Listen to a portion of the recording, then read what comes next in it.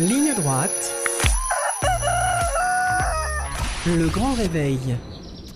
Bonjour Rudy Mana, merci Bonjour. d'être avec nous ce matin. Vous êtes porte-parole nationale du syndicat Alliance Police et si l'on vous a fait venir ce matin, c'est pour expliquer aux auditeurs les raisons de la mobilisation qui a lieu en cours en ce moment à Paris devant l'Assemblée nationale pour protester contre ce budget de l'État proposé par le gouvernement Bayrou. Est-ce que vous pourriez commencer par nous expliquer ce qui ne vous convient pas dans ce budget justement ? Déjà, c'est une mobilisation qui a eu lieu hier devant l'Assemblée nationale. C'est un signe fort, c'est un symbole fort de manifester devant la maison des députés, la maison du peuple, parce que ce sont eux qui votent les lois et ce sont eux donc qui vont voter ce fameux budget. Le secrétaire général d'Alliance, Fabien Vaneméric, a décidé de mettre en place cette mobilisation, ce rassemblement. Nous étions seuls, il faut le dire, puisque à part les syndicats de synergie officiers, des administratifs qui nous ont suivis, nous étions seuls un syndicat de gradés et gardiens et on a réussi une énorme mobilisation puisque nous étions plus de 5000 policiers. C'est le mois de février, c'est Paris. Il faut reconnaître que c'est pas très, il fait très froid. Il y a toute la province est venue, a fait 10 heures parfois de route de bus et on a réussi une forte mobilisation. Pourquoi on a fait cette mobilisation ? Effectivement, on a un budget aujourd'hui qui passe avec le 49.3, on a un budget qui passe limite et on se rend compte à longueur de journée. On a des ministres, on a des hommes politiques, on a des femmes politiques qui nous parlent de la sécurité et de l'insécurité dans notre pays. Et on se rend compte que ce budget n'est pas à la hauteur de ce qu'il devrait être. Quand on fait une priorité sur la sécurité, on se doit de faire une priorité sur le budget pour la sécurité. C'est pas le cas. Alors certes, il est en augmentation. Il est en légère augmentation, 300 millions d'euros, certes, mais c'est pas suffisant. On a beaucoup de promesses qui avaient été signées avec Gérald Darmanin. Certaines ont été tenues, d'autres ne le sont pas encore. Et on a besoin d'un budget conséquent pour tenir les promesses parce que les policiers se sont fortement engagés. En 2024, qui sont fortement engagés depuis des 10 ans. Mais 2024 a été une année particulièrement spéciale. Donc nous, aujourd'hui, on réclame notre dû, on espère qu'il va être payé. Il devrait être payé parce qu'ils disent en fait, normalement, ça devrait l'être. Mais normalement, permettez-nous de ne plus croire les paroles politiques. Donc nous, on s'est rassemblés, on a montré qu'on pouvait être rassemblés. Et si des fois, il arrive que tout ce qui nous a été promis ne nous est pas donné, on se rassemblera avec encore plus de force et encore plus de vigueur.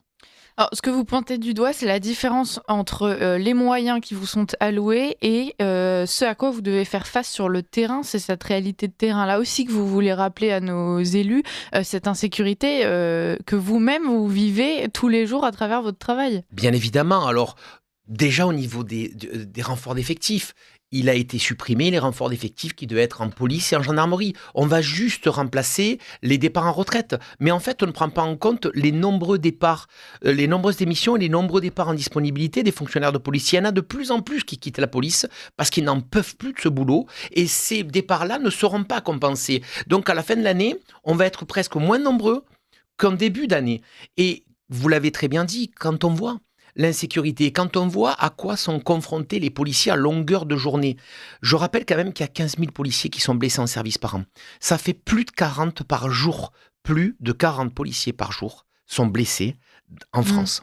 Et aujourd'hui, on veut faire face à ça en étant restrictif au niveau du budget. Alors bien sûr qu'on n'a pas besoin que du budget.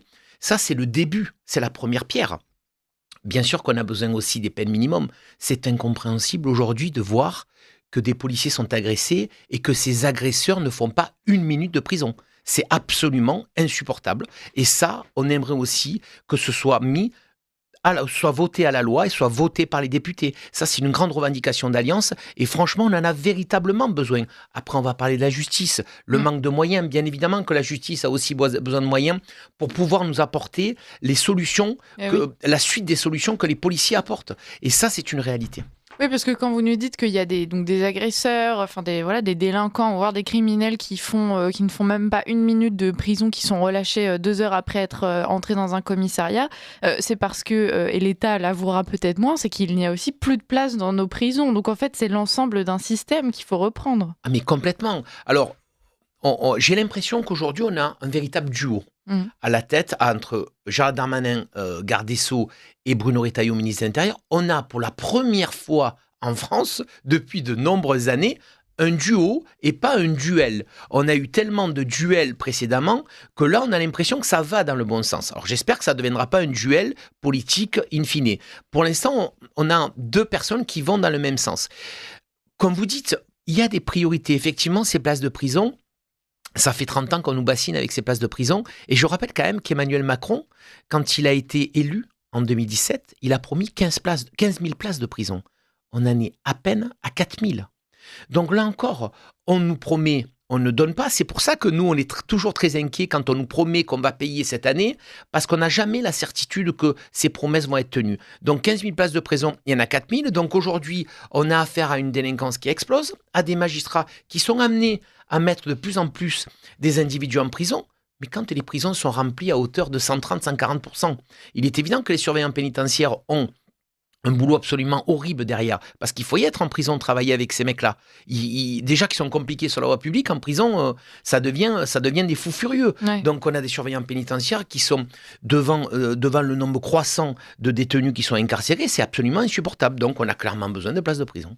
Bon, voilà, le CQFD, comme on dit. Pour revenir sur le cas de Gérald Darmanin, est-ce que vous avez vraiment espoir en son profil, puisque on l'a quand même déjà vu travailler sur ce terrain-là, et on est quand même en le droit de douter. On se rappelle ses grandes déclarations quand il disait oui, c'est bon, j'ai expulsé un OQTF, mais bon, il en reste des milliers à mettre en place, et puis c'est un OQTF qui revient, ensuite on apprend qu'il revient par avion aux frais de l'État en France parce qu'il n'a pas été accepté par le pays d'origine. On voit aussi que pendant toute la durée de son précédent mandat, il s'est quand même fait le grand pourfendeur de ce qu'il appelle l'ultra-droite, allant jusqu'à parfois essayer de dissoudre des associations comme Academia Christiana. Alors on ne voit pas vraiment le rapport avec l'insécurité en France. Est-ce que Gérald Darmanin vraiment va être cet homme de terrain qui pourra, avec Bruno Retailleau, rétablir la sécurité en France et donner tous ses moyens et toute cette force aux forces de l'ordre comme elles le méritent? Alors déjà, je le souhaite. Alors, l'avantage qu'a Gérald Darmanin, c'est qu'il arrive garde des Sceaux, il a été 4 ans ministre de l'Intérieur. Donc, il ne peut pas dire qu'il ne connaît pas le système policier. Et je peux vous dire que lui, il le connaît très bien, parce qu'il s'est beaucoup intéressé. Il connaissait beaucoup de choses, pour l'avoir rencontré 2 ou 3 fois, c'est quelqu'un qui connaissait beaucoup de choses là-dessus. Donc, il connaît les difficultés des policiers. Ça, c'est une certitude absolue. Est-ce que ça va nous permettre de guérir tous nos maux MAUX ? Je n'en suis pas persuadé. Parce que, bien évidemment, on a un ministre de l'Intérieur, un garde des Sceaux qui font partie d'un gouvernement. Et ce gouvernement, je le rappelle, n'a pas de majorité à l'Assemblée nationale. Donc, si on emploie des mots MOTS, qu'on essaye de faire passer des lois sans majorité avec un gouvernement qui ne va pas forcément derrière, ça va être extrêmement compliqué. Malheureusement, c'est la situation de la France aujourd'hui et on ne peut pas faire autrement. Alors, vous parlez des OQTF, mais vous avez raison à 1000%. En fait, nous, à longueur de journée, on croise des citoyens, le peuple de France qui nous dit « mais on ne comprend pas ». On a des individus qui ont des obligations, parce que le haut de OQTF, c'est quand même obligation. Obligation de quitter le territoire français. Et on se rend compte qu'il y en a à peine 7% qui le quittent. Mais que fait l'État ? Pourquoi ? Elle met en place des ZFE. Exactement, elle met en place des ZFE. Et vous avez raison de dire qu'à contrario, je roule à 57 km/h sur une voie à 50. Moi, par contre, c'est une obligation de rouler à 50, je prends une amende. Et je vous assure qu'on les paye aussi, les policiers, je vous assure qu'on les paye aussi. Donc en fait, on ne comprend plus ça. Et quand on est la France, moi je suis désolé, mais on est quand même la France. On ne doit pas être dominé, on ne doit pas avoir une politique qui est menée, qui est dirigée par des pays qui n'ont pas l'équivalent de la France, la force économique, la puissance de la France, en nous disant, nous on ne reprend pas tel ressortissant. En fait non, c'est pas possible, c'est pas comme ça que ça marche. Je suis désolé, mais quand on a des ressortissants Algériens, Marocains, qui doivent rentrer dans leur pays, ils vont rentrer dans leur pays. C'est plus audible pour les citoyens français de voir ça. Tous les jours, on a des affaires avec des OQTF. Alors moi, j'appelle plus ça les OQTF, j'appelle ça les IQTF. Parce qu'en fait, ce sont des invitations à quitter le territoire français et plus des obligations. Donc ça, ce terme, il faut le revoir si on n'est pas capable de faire ça. Ou alors, il faut dire... on n'est pas capable de le faire parce qu'on n'est pas bon, parce qu'on est faible. Donc, on n'appellera plus ça une OQTF, on appellera ça une tentative de renvoyer son territoire. Mais s'ils ne veulent pas, on ne le fera pas. Donc, ça veut dire qu'on n'est pas bon. Ce que vous demandez aujourd'hui avec ces mobilisations devant l'Assemblée nationale, Rudy Mana, c'est pas seulement la voix des policiers, des forces de l'ordre que vous portez, c'est une vraie demande du peuple d'avoir plus de sécurité. Derrière vous, vous avez la sensation quand même d'être soutenu par les Français. Ah, complètement. Vous savez, il y a 75% des Français qui aiment leur police. 75% des Français qui veulent davantage de sécurité. On le voit dans la rue tous les jours. On a énormément de gens qui nous arrêtent, qui nous disent messieurs, on vous apprécie, on vous aime. Moi, je vois sur les réseaux sociaux, sur les différents réseaux sociaux, les messages incroyables qu'on a de la part de ce peuple de France qui dit on est avec vous, on n'en peut plus de cette situation. On ne comprend pas que lorsqu'un policier, un gendarme, et j'ai même envie de vous étendre la chose aux infirmières, aux professeurs, aux surveillants pénitentiaires. On ne comprend pas que les agresseurs n'aillent pas en prison. On n'en peut plus, en fait, de voir cette situation. Et on ne comprend pas qu'on n'amène pas des solutions courageuses pour rétablir la situation. C'est ça le problème. Alors, je vous disais tout à l'heure, 40 policiers blessés par jour. Enfin, je sais pas, c'est inconcevable. Quand on est à la tête d'un pays où on a 40 policiers qui sont blessés par jour, comment on peut dormir tranquille ? Enfin, moi, je suis complètement halluciné, quoi. Je me dis, mais comment c'est envisageable ? C'est plus possible de voir ça. Donc aujourd'hui, il faut qu'on ait des mesures courageuses, qu'on prenne des orientations courageuses. Alors je comprends que c'est pas évident parce qu'on a une Assemblée nationale qui est complètement divisée. On a aussi des partis politiques aujourd'hui qui sèment le chaos, qui sèment cette haine de la police. Ouais. Et ça, c'est pénible pour les policiers. Parce que quand vous voyez qu'à longueur de journée, ils disent des choses absolument dingues sur la police. Il a voulu nous purger, il a dit qu'on était des assassins, des tueurs, qu'on était des analphabètes. Bon, il n'a pas trop regardé dans son parti parce que j'en ai entendu quelques-uns lire. Vous dites « il ». C'est Jean-Luc Mélenchon. Il n'a pas trop regardé à l'intérieur de son parti parce qu'il y en a quelques-uns qui ne savent pas trop bien lire. Hein. On a pu le voir sur les différentes prestations. Donc tout ça, c'est pénible, c'est insupportable. Alors bien sûr que ça nous passe au-dessus, mais quand même, c'est latent dans la société et c'est quand même incroyable de voir que des dirigeants politiques en arrivent à de telles extrémités avec la police républicaine. C'est quand même la dernière digue républicaine, la police aujourd'hui, avec les gendarmes, avec les policiers municipaux. Si cette digue, elle saute, le pays saute. Il ne faut pas se leurrer. Hein. On est la dernière digue républicaine. Si cette digue saute, je vous assure que le pays sautera. Et puis c'est vrai qu'au-delà de cette digue républicaine, vous êtes aussi simplement, et c'est déjà énorme, les garants de la sécurité physique des Français. Pendant votre rassemblement, vous avez été rejoint par certains députés UDR du Rassemblement national ou aussi des Républicains. Il y a Bruno Retailleau qui a fait une apparition remarquée. On imagine que ça, c'est des signes quand même qui sont encourageants. Est-ce que vous avez pu échanger avec certains ? Bien sûr, on a échangé avec beaucoup de députés, il y avait des sénatrices, il y avait des sénateurs, enfin, vous avez tous les partis que vous avez cités, effectivement, il y a même eu la majorité présidentielle qui est venue également. Bon, bien sûr, LFI ne sont pas venus, ou alors on ne les a pas vus, hein, ils sont peut-être, ils sont peut-être cachés, mais bon, ils ne sont pas venus, bien évidemment. Donc, c'est toujours intéressant de voir qu'un ministre de l'Intérieur vient aux côtés d'un syndicat de police qui manifeste devant l'Assemblée nationale, parce que je crois que ça veut dire que tous ces élus de la République qui ont été élus démocratiquement se disent, en fait, ils ont raison, Alliance a raison. On a besoin de mettre le paquet sur la sécurité. On a besoin de faire ça. Donc, franchement, ça veut dire que cette manifestation qui n'a pas été soutenue par les autres syndicats de police, et ça nous a fait clairement de la peine, parce que la situation, elle est quand même un peu catastrophique, et de voir que certains syndicats n'ont pas voulu manifester, franchement, je trouve que c'est assez moyen, et de voir par contre que le ministre de l'Intérieur et beaucoup d'élus de la République, parce qu'il y en avait énormément, il y avait Éric Ciotti, il y avait beaucoup de députés du Rassemblement national, beaucoup de députés LR également, ça nous a fait chaud au cœur, parce que ça veut dire que les élites de notre pays, les personnes qui décident, qui votent ces lois, elles le sont aux côtés des policiers qui disent nous, on a besoin de lois, on a besoin d'argent, on a besoin que vous nous souteniez pour que cette sécurité aille encore plus loin. Est-ce que vous avez la sensation qu'aujourd'hui, le problème donc dans ces choix de budget, c'est qu'on est face à un État ultra centralisateur, là où on le sait, être policier, c'est avant tout se confronter à la réalité de terrain, et peut-être donc que des décisions prises plus près de ces préoccupations et de cette fameuse réalité du terrain, ça serait meilleur pour vous ? Bien sûr, vous savez, quand on est... Alors, il y a des ministres qui viennent... qui qui connaissent, qui sont beaucoup sur le terrain et qui maîtrisent. Mais ceux qui connaissent le mieux, ce sont les policiers. Il faut se rendre à l'évidence. Souvent, je dis, moi, ils sont hors sol. On entend parfois des propos qui me semblent hors sol, mais parce qu'ils sont hors sol. Et quand vous êtes hors sol, il est évident que vous ne pouvez pas prendre les décisions qui vont dans le sens du peuple.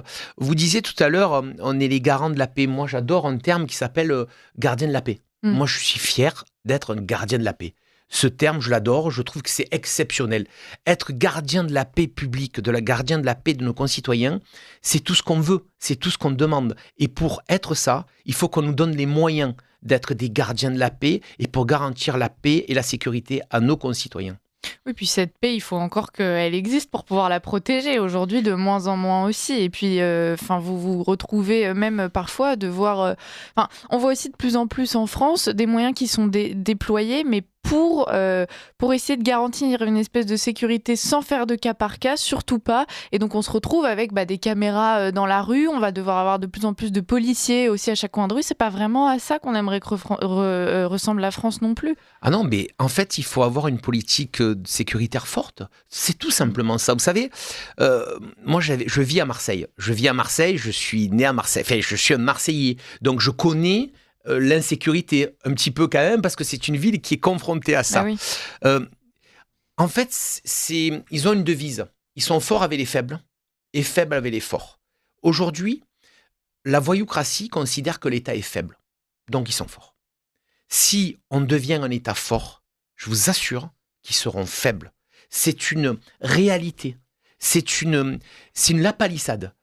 À partir du moment où vous êtes fort, ils deviennent faibles. Plus vous êtes faible, plus ils sont forts parce qu'ils comprennent votre faiblesse et ils vont jouer de votre faiblesse. Et il y a même des partis politiques qui les poussent à jouer avec votre faiblesse.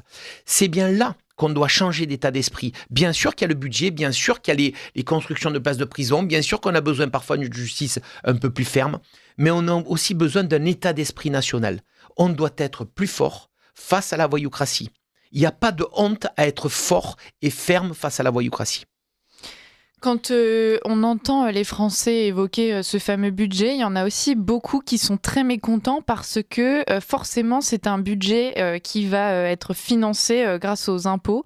Et les Français se disent, mais à quoi sert mon argent quand on vous écoute? Je pense qu'il y a beaucoup de Français qui aimeraient se dire, là je vais donner de l'argent, mais ça va me permettre d'être en sécurité parce que je vais avoir des forces de l'ordre équipées. Aujourd'hui, le système ne tourne pas rond. Les Français donnent toujours plus et ont toujours moins, et même parmi leurs droits de base, à savoir, par exemple, celui du droit à la sécurité. Mais vous avez tout à fait raison, on paye tous des impôts, et moi, payer des impôts pour que ma sécurité soit garantie, ça me pose zéro problème.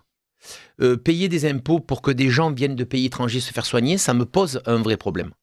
Je ne suis pas contre, bien sûr, certains gens se fassent soigner parce qu'ils ont des maladies rares, etc. Il n'y a pas de problème. Oui, mais il y a des abus, oui, on sait bien. Les abus, c'est là que les gens en ont marre de payer. Vous avez raison, on paye de plus en plus d'impôts, tout nous coûte plus cher, et on se dit, mais en fait, on vit plus mal, on a un pouvoir d'achat plus faible, et on est moins en sécurité. Donc, à quoi ça sert? Où vont nos impôts? Et à quoi ça sert de payer des impôts? Alors oui, je pense que les Français sont en capacité de payer des impôts pour les donner à la police, à la justice, aux prisons, pour qu'on soit davantage en sécurité. Ça, c'est une certitude. Mais les Français n'en peuvent plus de payer des impôts pour des choses qui ne les concernent pas. Et eux, ce qu'ils veulent, c'est vivre de leur travail et vivre en sécurité. Si on peut leur donner ça, et s'ils payent des impôts par rapport à ça, je pense qu'il n'y aura jamais de difficulté. Rudy Mana, il vous reste 30 secondes. Quelles sont les suites donc, de votre mobilisation dans les jours qui viennent? Alors, on avait cette mobilisation hier donc, devant l'Assemblée nationale. Nous, on attend maintenant des évolutions du budget dans le sens des policiers parce qu'on a besoin d'avoir des garanties, des certitudes sur tout ce qui nous a été promis lors de la loi d'orientation et de programmation du ministère de l'Intérieur.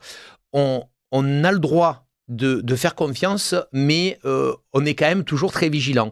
Et on n'exclut pas, si des fois on nous a encore berné, de se remobiliser avec encore plus de force et de vigueur. Voilà, et puis écoutez, ça fera peut-être plier le gouvernement un jour, puisque quand vous êtes mobilisés, vous n'êtes pas sur le terrain. Donc si demain tous les policiers se mobilisent, je pense que la France va vivre quelques jours de troubles. Merci beaucoup Rudy Merci à Mana vous. d'avoir été avec nous. Vous êtes porte-parole nationale du syndicat Alliance Police et donc en pleine mobilisation pour réclamer plus de moyens et garantir la sécurité des Français. On vous souhaite bon courage dans votre Merci. travail et puis dans ces mobilisations.